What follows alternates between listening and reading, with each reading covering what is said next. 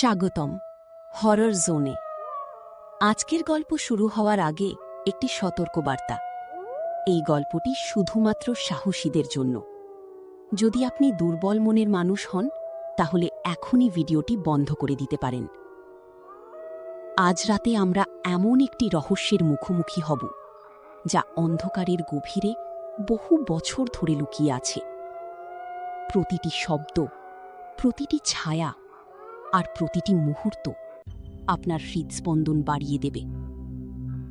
শেষ পর্যন্ত কি ঘটবে তা হয়তো আপনি কল্পনাও করতে পারবেন না। তাই ঘরের আলো একটু কমিয়ে দিন, হেডফোন ব্যবহার করুন আর নিজেকে প্রস্তুত করুন এক ভয়ঙ্কর অভিজ্ঞতার জন্য।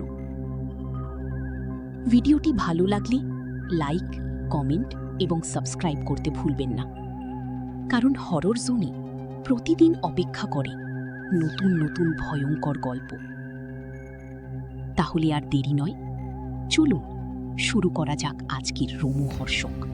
বর্ষাকালের এক সন্ধ্যায় আরিফ বাসস্ট্যান্ডে দাঁড়িয়েছিল। প্রবল বৃষ্টি, চারদিকে বজ্রপাত। শেষ বাসটি চলে যাওয়ায় তাকে হেঁটেই বাড়ি ফিরতে হবে।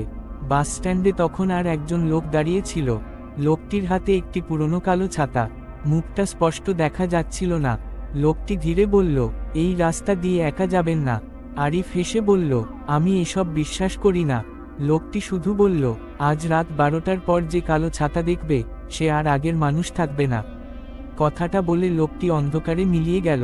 আরিফ অবাক হয়ে চারপাশে তাকালো। কেউ নেই। সে হাঁটা শুরু করল। রাস্তার দুই পাশে বড় বড় গাছ, শুধু বৃষ্টির শব্দ। কিছু দূর যাওয়ার পর সে লক্ষ্য করল সামনে একজন কালো ছাতা মাথায় দিয়ে হাঁটছে। লোকটি খুব ধীরে হাঁটছিল। আরিফ দ্রুত হাঁটলেও তার কাছে পৌঁছাতে পারছিল না। মনে হচ্ছিল দূরত্ব একই রয়ে গেছে। হঠাৎ লোকটি থেমে গেল, ধীরে ধীরে পিছন ফিরে দাঁড়ালো। কিন্তু ছাতার নিচে কোনো মুখ নেই, শুধু কালো অন্ধকার। আরিফের বুক কেঁপে উঠল। সে অন্য রাস্তা ধরে দৌড় দিল। অনেকক্ষণ পরে বাড়ি পৌঁছে স্বস্তির নিঃশ্বাস ফেলল। কিন্তু রাত ঠিক 12টায় ঠক ঠক ঠক দরজায় কড়া নাড়ার শব্দ। সে জিজ্ঞেস করল, কে? বাইরে থেকে উত্তর এল, আপনার ছাতাটা ফেলে গেছেন। আরিফ অবাক হয়ে গেল। তার তো কোনো ছাতাই ছিল না। সে দরজা খুলল না। কিছুক্ষণ পরে শব্দ থেমে গেল।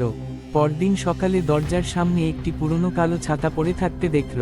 সে ছাতাটি ফেলে দিতে গেল, কিন্তু যতবারই ফেলে দেয় পরদিন আবার সেটি তার দরজার সামনে ফিরে আসে। এরপর থেকে প্রতিদিন রাতে সে জানালার বাইরে একই মানুষটিকে দেখতে শুরু করল। কালো ছাতা হাতে দাঁড়িয়ে আছে, কখনো নড়ছে না, শুধু তাকিয়ে আছে। এক রাতে সাহস করে সে জানালার পর্দা সরাল। লোকটি ধীরে ধীরে ছাতাটা নামিয়ে দিল। আরিফ আতঙ্কে চিৎকার করে উঠল। লোকটির কোনো মুখ নেই, শুধু অন্ধকার, আর সেই অন্ধকারের ভেতর থেকে দুটি জ্বলন্ত সাদা চোখ। তারপর লোকটি হাত তুলে ইশারা করল, বাইরে এসো। আরিফ পিছিয়ে গেল। ঠিক তখন ঘরের সব লাইট নিভে গেল। মোবাইলও বন্ধ হয়ে গেল।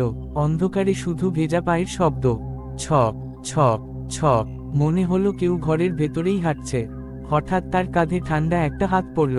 সে ঘুরে দাঁড়াতেই কেউ নেই, কিন্তু মেঝেতে সেই কালো ছাতাটি পড়ে আছে। ছাতাটি ধীরে ধীরে নিজে থেকেই খুলে গেল, আর তার ভেতর থেকে ফিসফিস শব্দ ভেসে এল, এবার তোমার পালা। পরদিন সকাল থেকে আরিফ নিখোঁজ।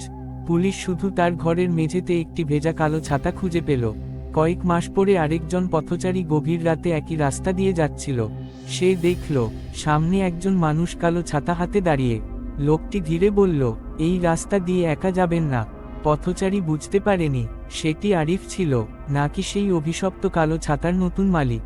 আজও বলা হয়, বর্ষার রাতে যদি কোনো মুখহীন মানুষকে কালো ছাতা হাতে দাঁড়িয়ে থাকতে দেখো, তাহলে কখনো তার ডাকে সাড়া দেবে না, কারণ একবার সেই ছাতার মালিক হলে মুক্তি আর নেই। ভূত। তো বন্ধুরা, আজকের ভয়ঙ্কর গল্পটি যদি আপনাদের ভালো লেগে থাকে তাহলে ভিডিওটি লাইক করুন এবং হরর জোন চ্যানেলটি সাবস্ক্রাইব করতে ভুলবেন না। আপনাদের একটি লাইক এবং কমেন্ট আমাদের আরও নতুন নতুন ভৌতিক গল্প নিয়ে আসার অনুপ্রেরণা দেয়। পরবর্তী আরও রহস্যময়ী ও ভয়ঙ্কর গল্প নিয়ে খুব শীঘ্রই আবার দেখা হবে।